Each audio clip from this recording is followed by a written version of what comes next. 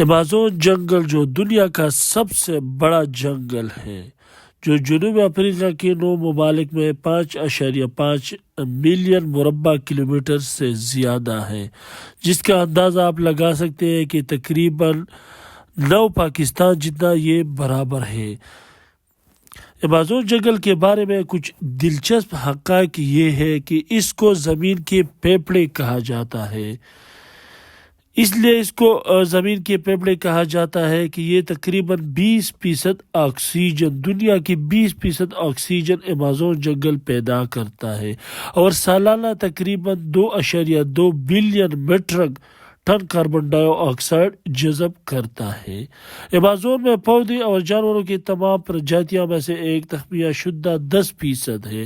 اس کا مطلب یہ ہے کہ ایمیزون میں ابھی تک صرف 10% جو درخت، پودے اور جاندار کو ہی ہم لوگوں نے ڈھونڈا ہے، جس میں تقریباً 40,000 سے زیادہ پودے کی پرجاتیاں، 13,000 پرندوں کی پرجاتیاں اور تقریباً 3,000 مچھلی کی پرجاتیاں شامل ہیں۔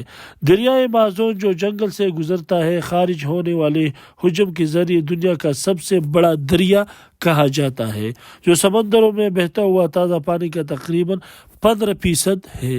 بدقسمتی سے ایمیزون کے جنگل کو شدید جنگلات کی کٹائی کا سامنا کرنا پڑ رہا ہے، جس کی وجہ سے ماحول پر بہت برا اثر پڑ رہا ہے۔